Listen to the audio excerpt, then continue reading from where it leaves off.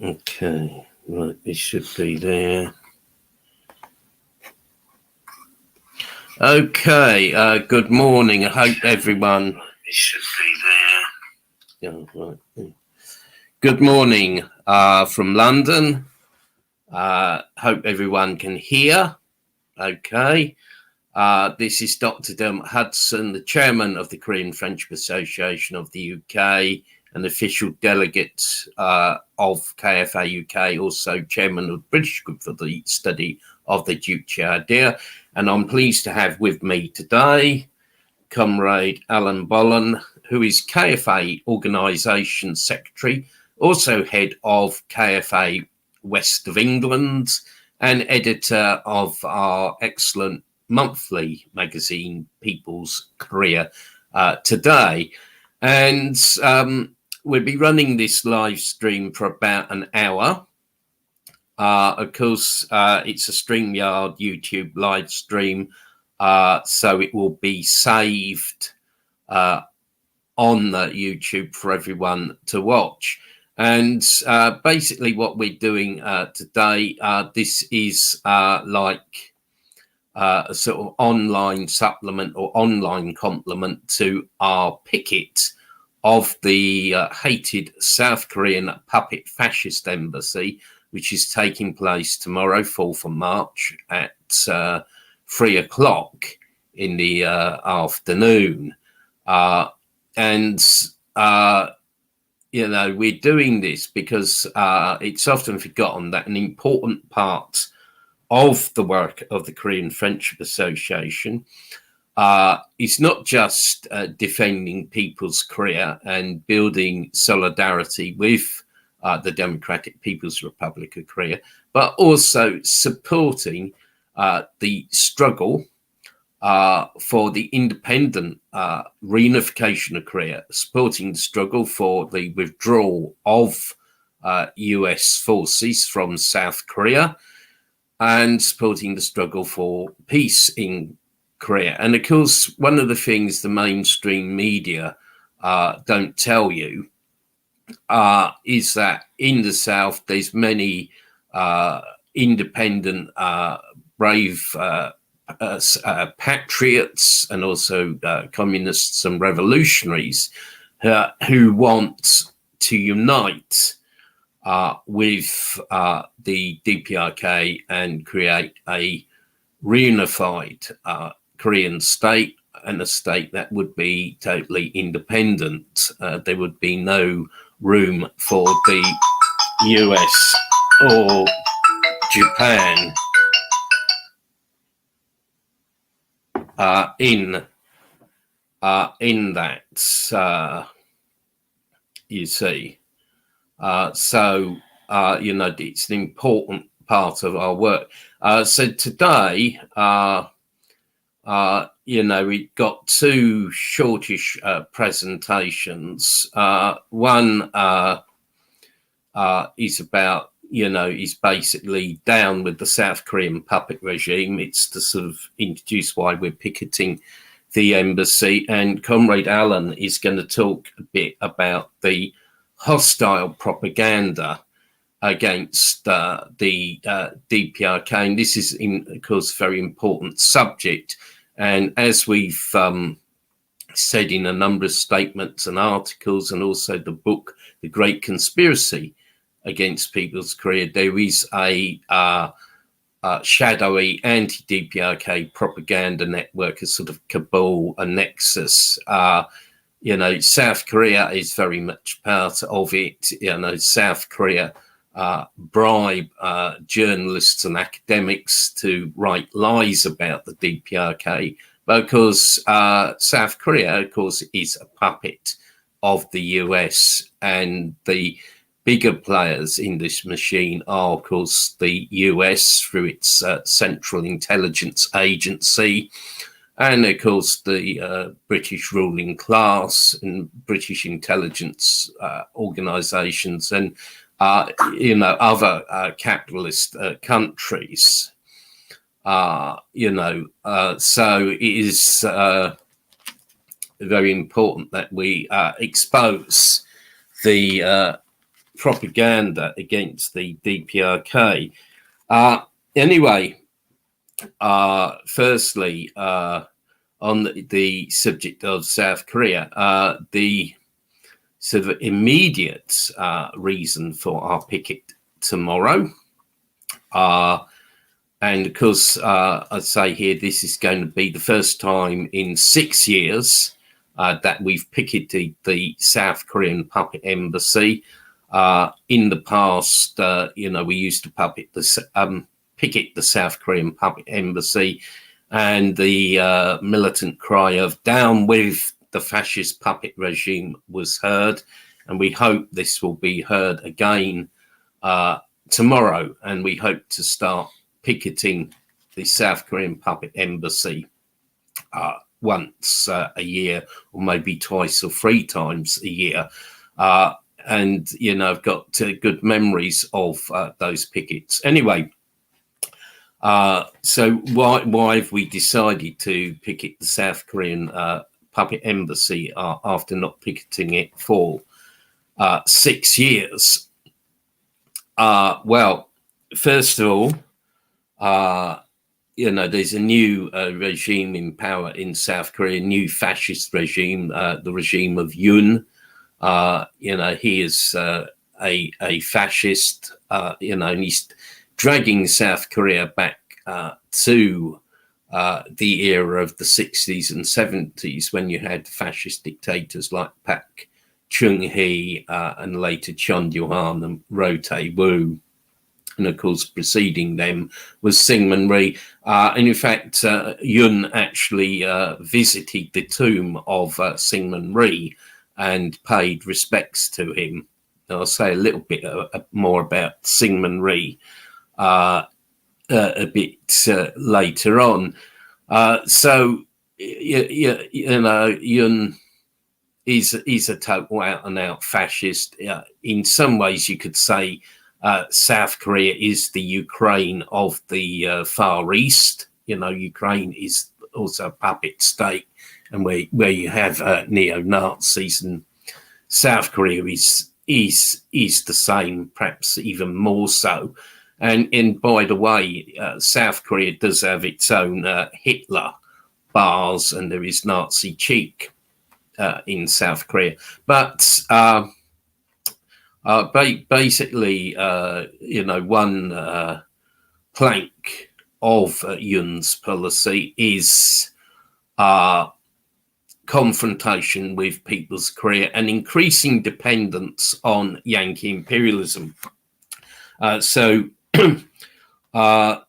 South Korea is going ahead with 3 different military exercises in the coming weeks with the US imperialists. You have Freedom Shield from March 13th to March 23rd, also Warrior Shield, and a so-called 4-day crisis management exercise.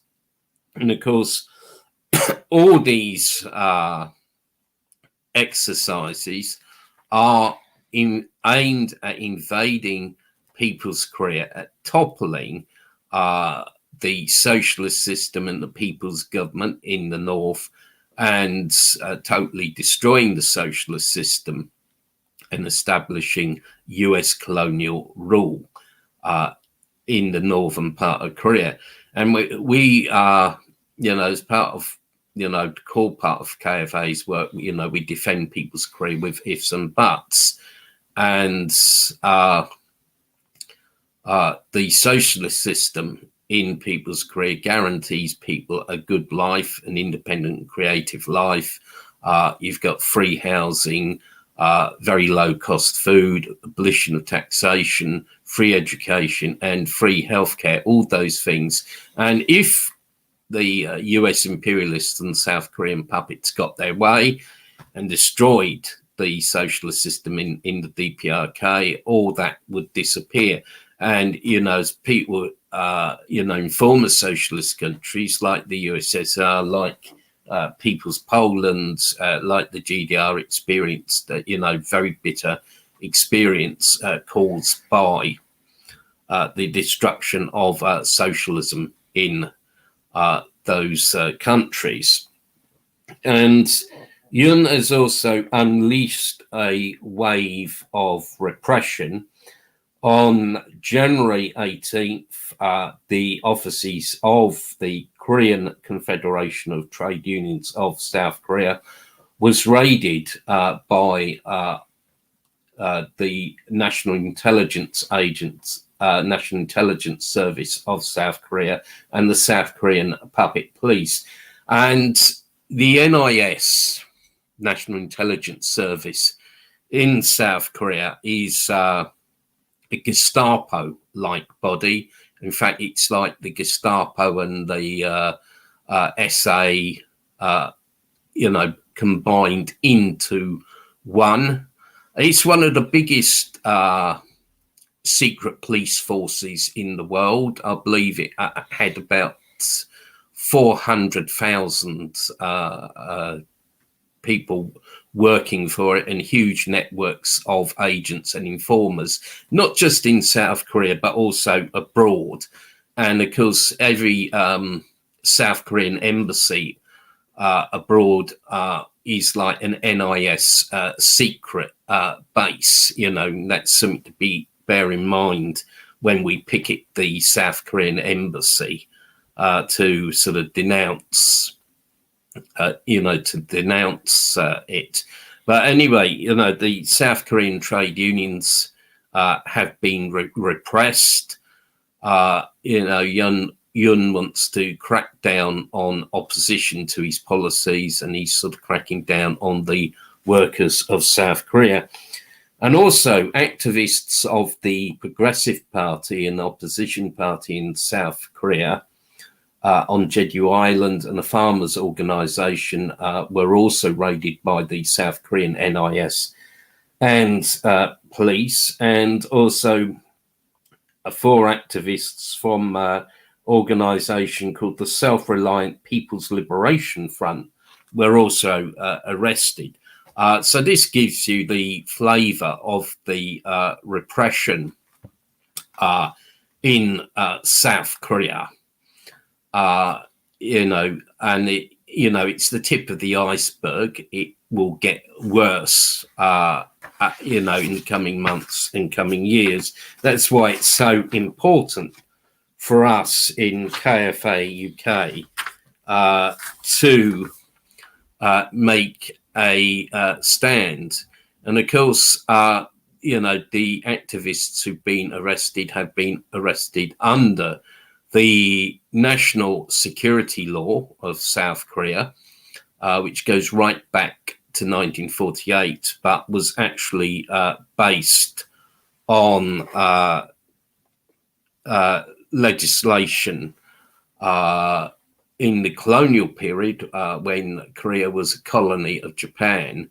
The national security law is actually based on the public security law, public order law of the old Japanese empire.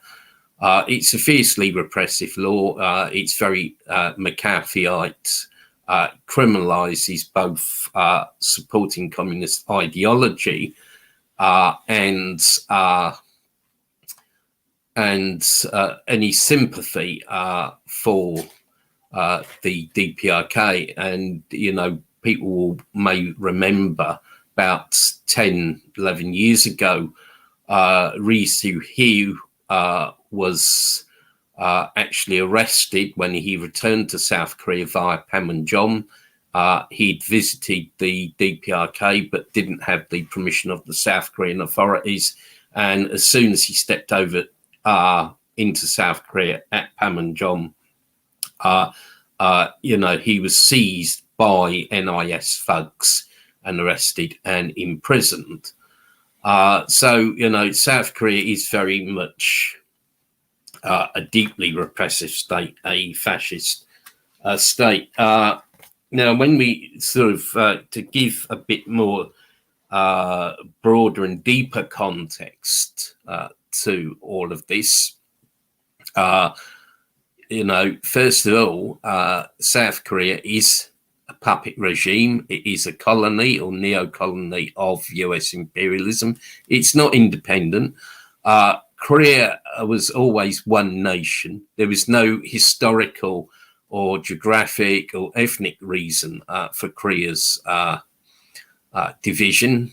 It was one nation for a homogeneous nation for 5,000 years. 1945, Korea was liberated by the Korean People's Revolutionary Army and some Soviet troops. New people's government under President Kim Il-sung was set up. People's committees were set up, throughout Korea.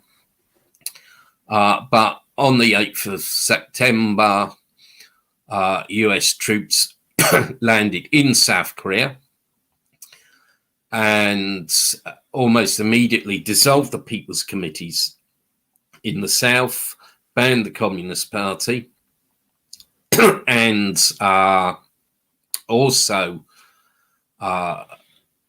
created a direct military rule administration, direct rule by the US for 3 years.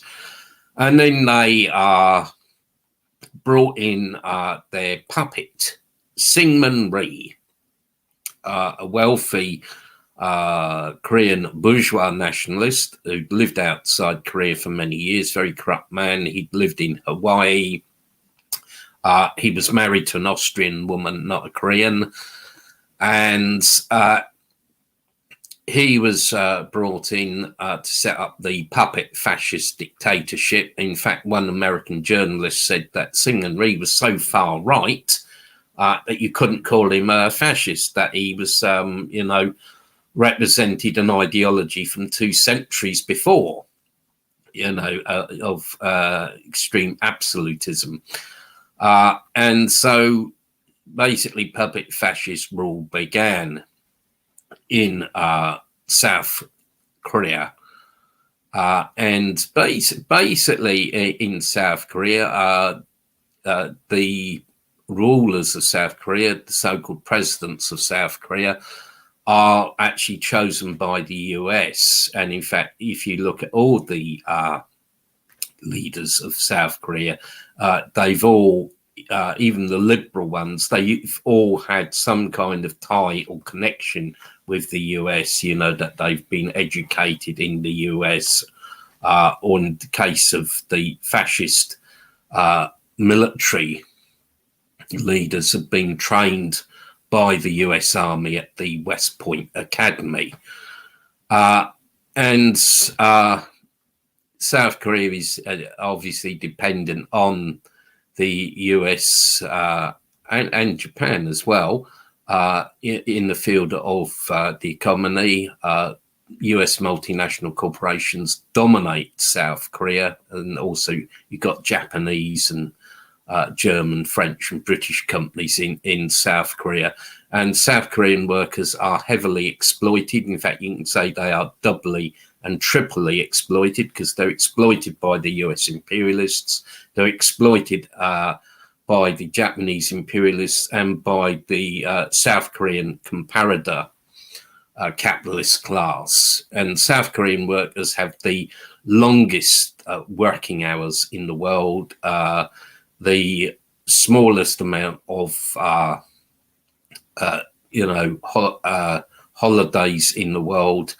And of course, South Korea is a society where the 1% dominate and exploit the 99%. It's a society with big wealth gaps, as shown by films like The Parasite and by the Squid Game. And you got shanty towns in Seoul and other parts of South Korea. No one should have any illusion about South Korea whatsoever. And yes, it is, as said earlier, it is a fascist state. And again, you'll get some people saying, "Oh no, it's not. Oh, it's not what you think." But it is a fascist state. And in South Korea, the leaders or founders of the Revolutionary Party for Reunification the Strategic Liberation Party and the People's Revolutionary Party were all executed because under the national security law, the minimum sentence is 7 years in prison, maximum sentence is death for being a communist. That is the reality of South Korea, and no one should have any illusions about South Korea. It is a total fascist state. And, you know, a myth was created about South Korea that it democratized. This is not true.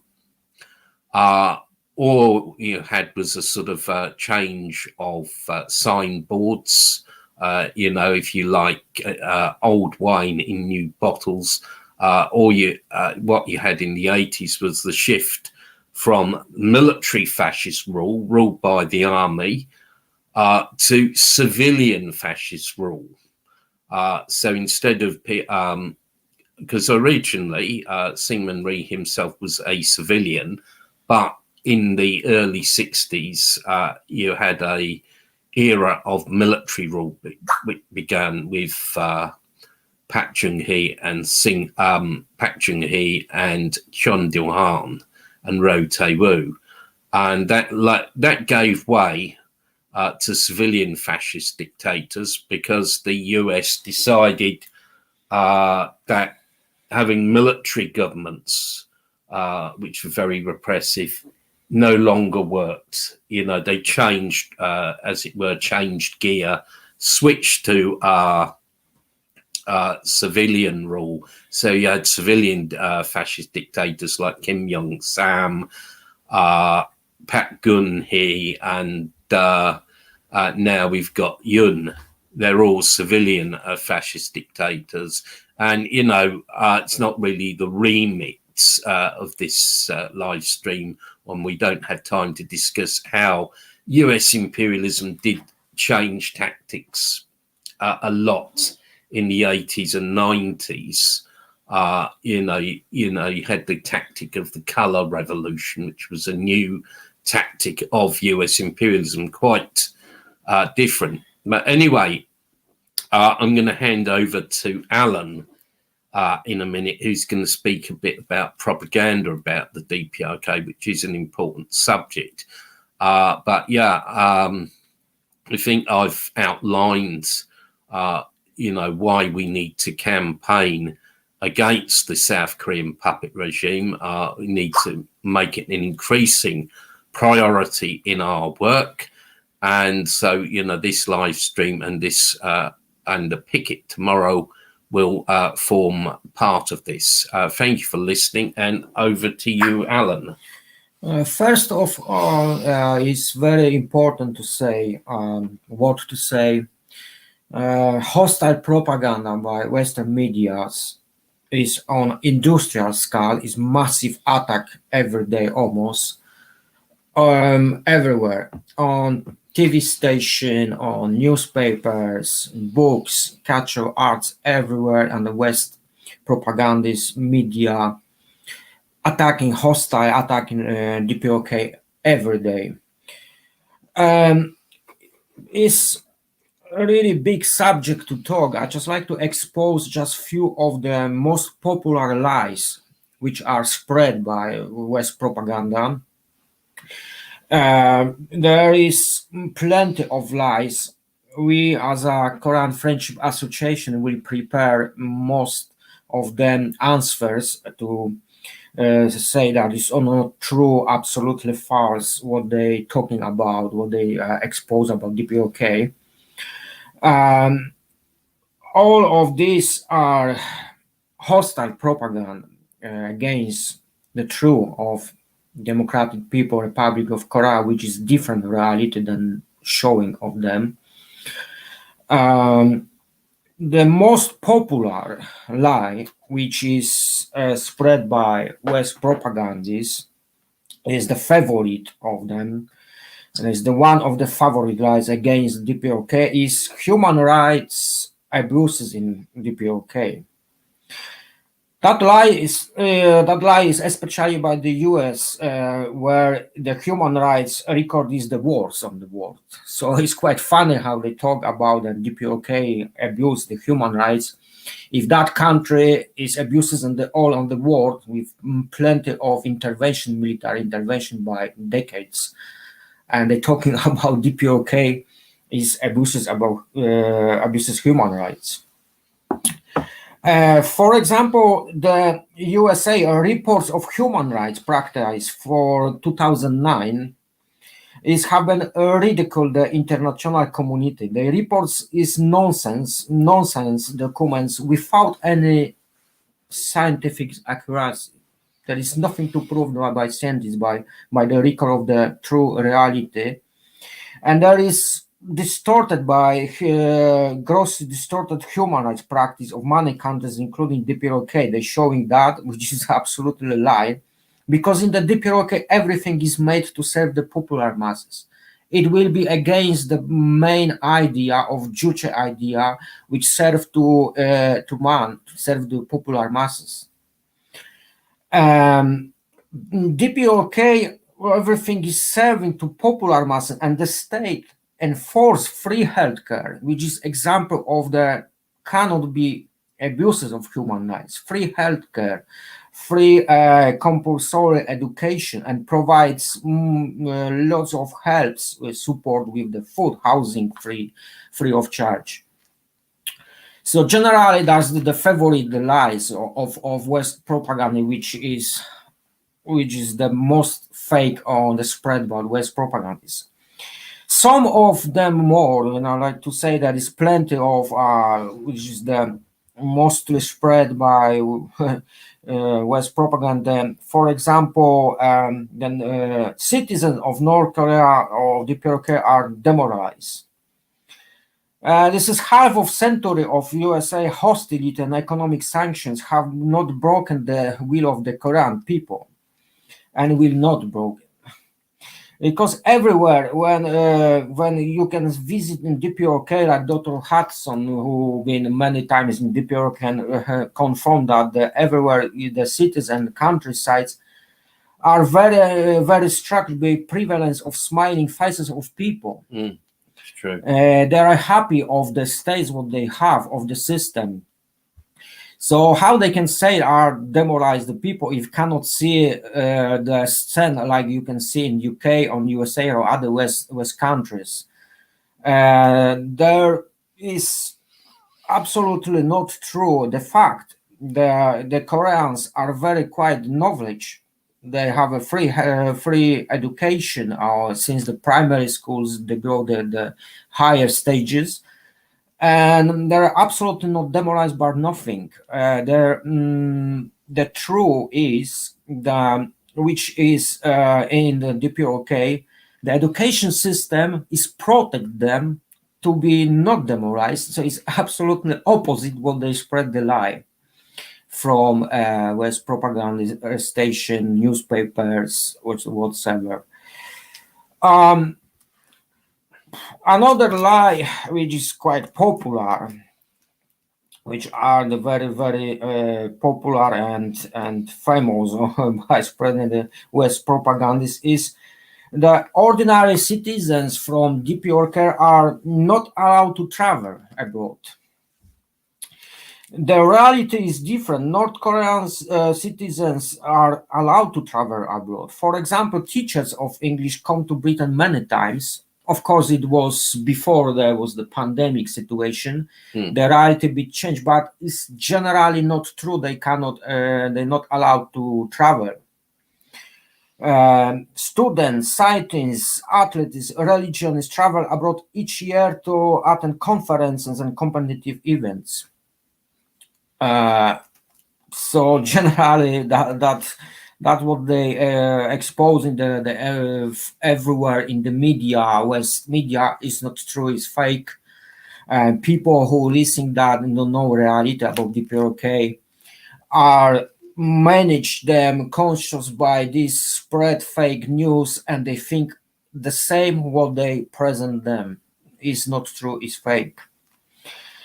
Another lie, which is the list what we have. We're going to prepare new update list, which will be more. Last time was 20, but it's really hard because the massive scale industrial. They create new lies all the time. Yeah, but for example, I like to state the point of about Korean famine. There is the shortage of food, shortage of the people hungry on the way. They eating grass like was all the fakes, all the fables are spread by West propagandists.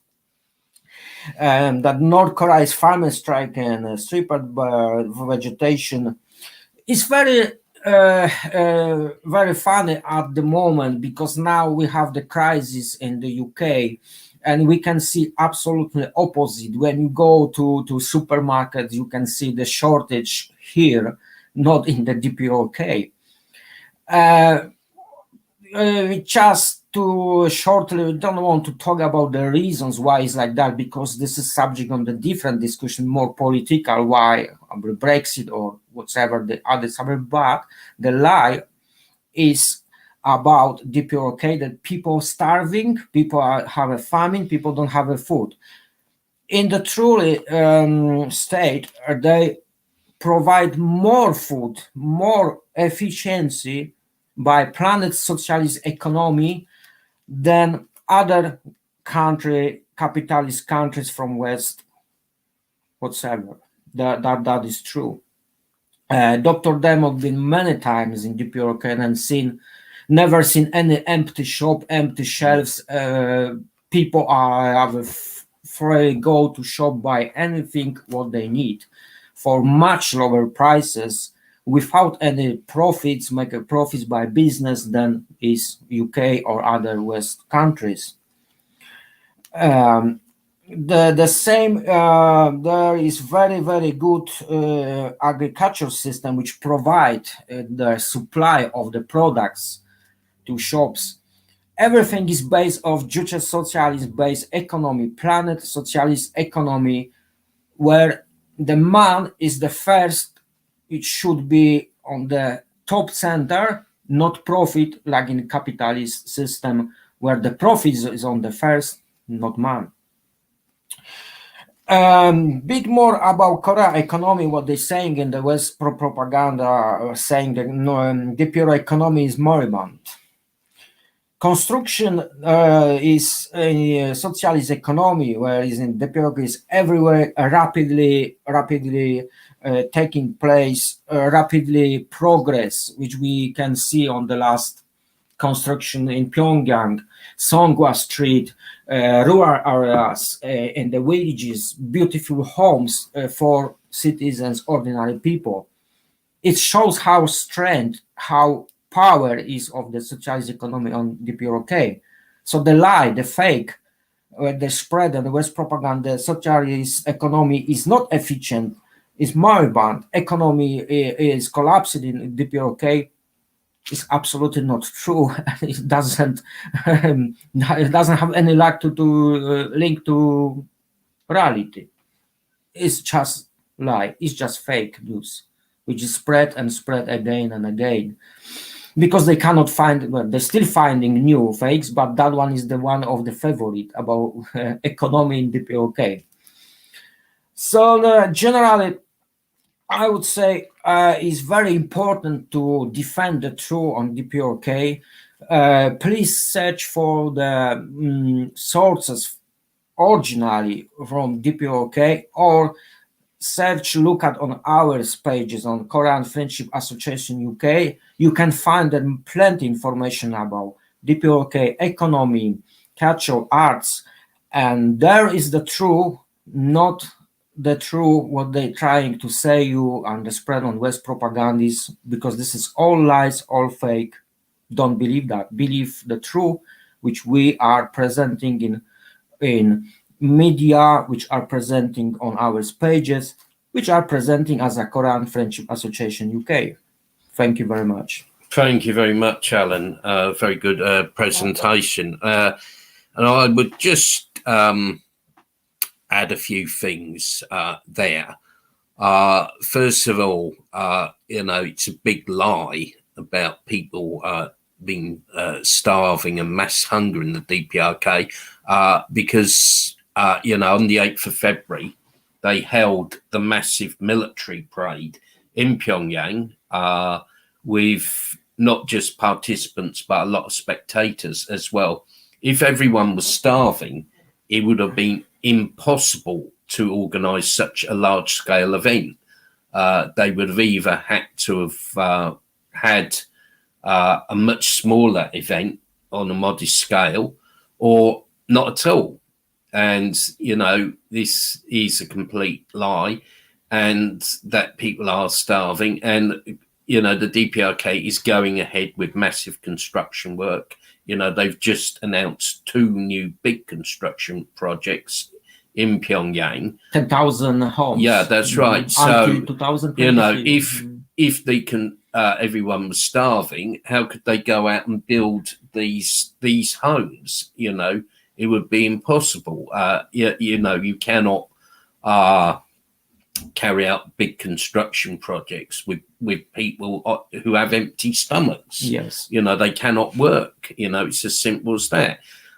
So this proves the lies of the mainstream media and the South Korean puppets and US imperialists and others. And Alan in presentation referred to propaganda about people in the DPRK being demoralized. But it's a fact. When I've been to the DPRK, everyone seems happy and energetic.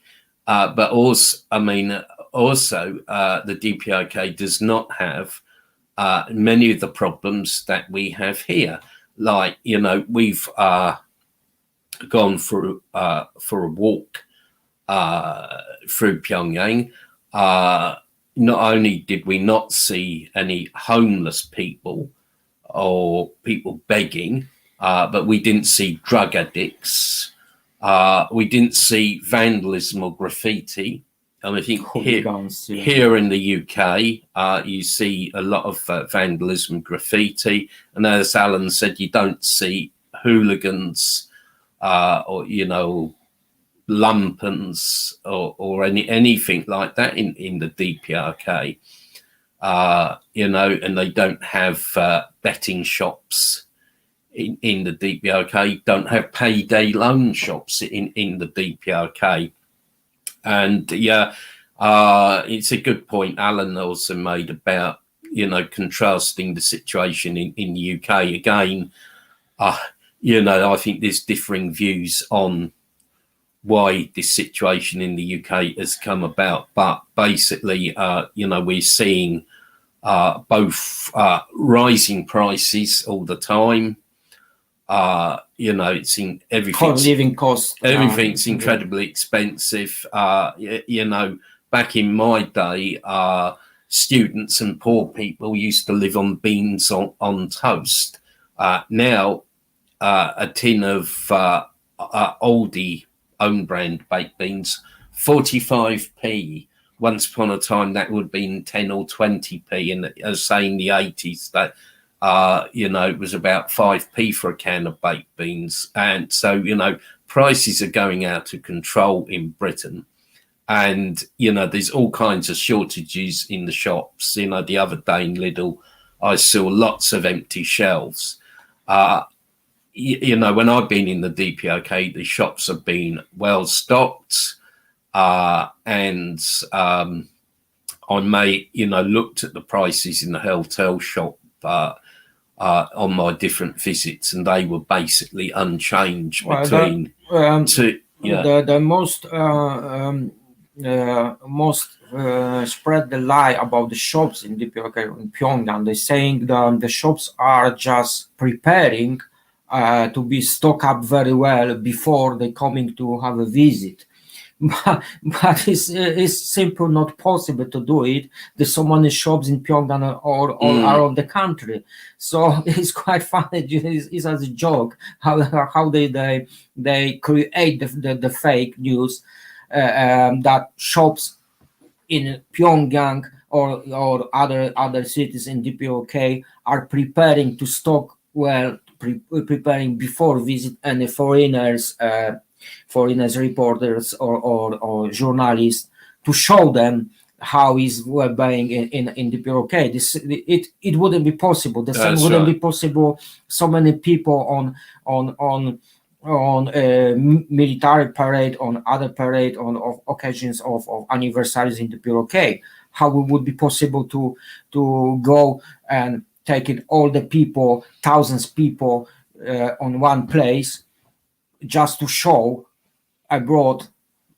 It's just not possible. Well, I mean, some people talk nonsense, and they say that things are staged managed in the DPRK, but or that the DPRK is using actors. In this is an incredibly silly idea, but it also some people must think themselves that they're very, very important, that the DPRK is going to sort of stage these things just for them, just for someone on a choreo group tour, or some journalist, that DPRK is going to go to very elaborate and intricate efforts to stage manage these things. It's a ridiculous idea, but a lot of anti-DPRK propaganda is based on shocking people. So people see something that shocks them, and all judgment then goes out. Easy tricks, out of the window. Yeah, it's a psychological ploy. All judgment goes out the window. People, oh my God, someone got executed for watching a Disney video.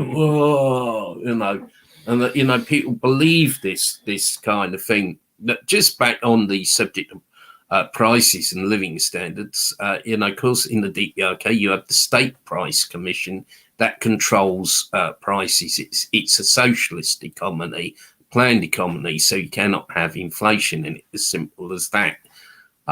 This is a basic point that people like dare I say NK News, ignore, basically. But anyway, I think we've covered a lot of things. I'd like to mention here that the picket we're holding tomorrow has received messages of support from first of all, the International Central Committee for Sangam Study and Bangladesh Sangam Politics Study Group sent a message. KFA Greece have sent a message. And our friends in Poland, the Initiative People's Korea, have also sent a message. So that's very good.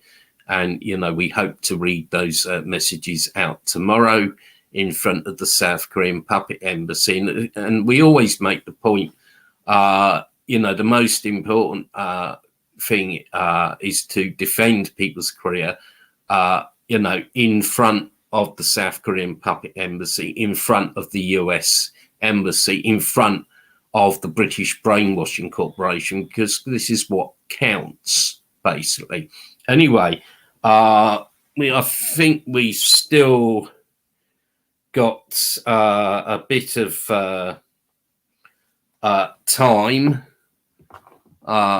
We still got a bit of time. So if there's any questions, we will take a few questions and then close this at 11:30 British time, that is. So, if anyone's got a question, please put it in the chat now.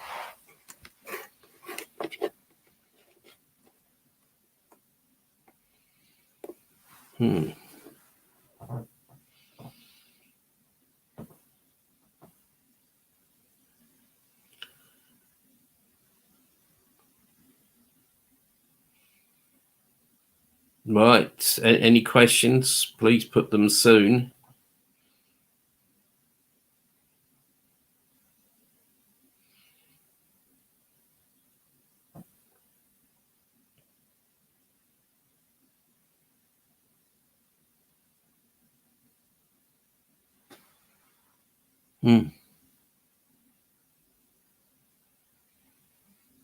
No, there don't seem to be any questions. No, Is there anything you want to add, Alan?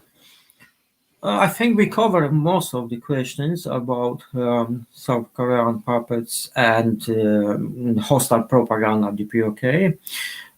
Tomorrow we have a picket, and please watch us to our activity. And there is one comment just now.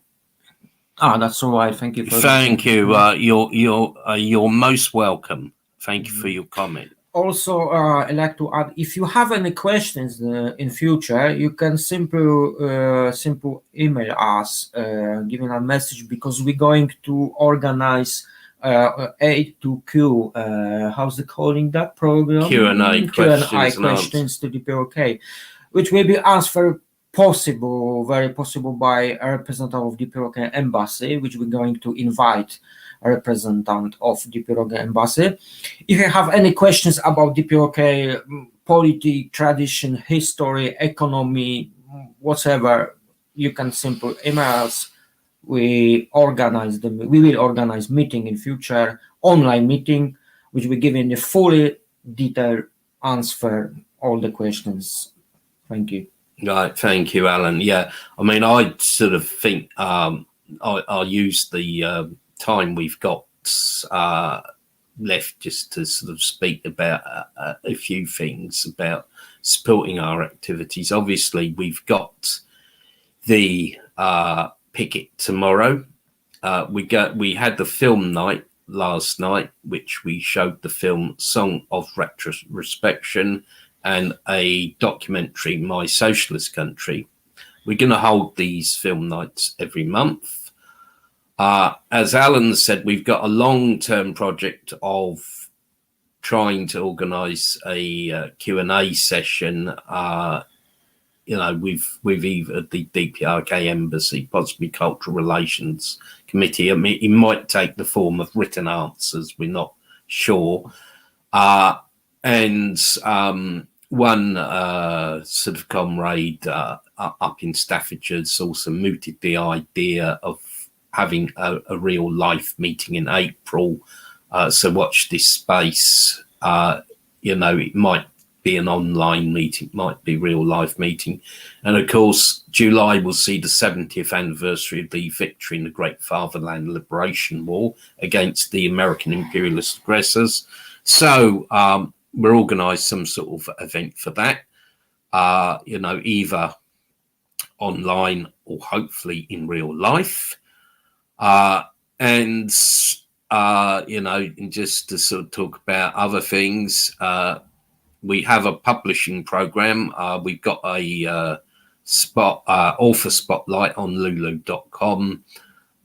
There's a number of books written by myself, but there's also jointly written books written by other people in KFA UK and the British Group for the Study of the Juche Idea. So you can find books which talk about the reality of people's career and defend people's career on that.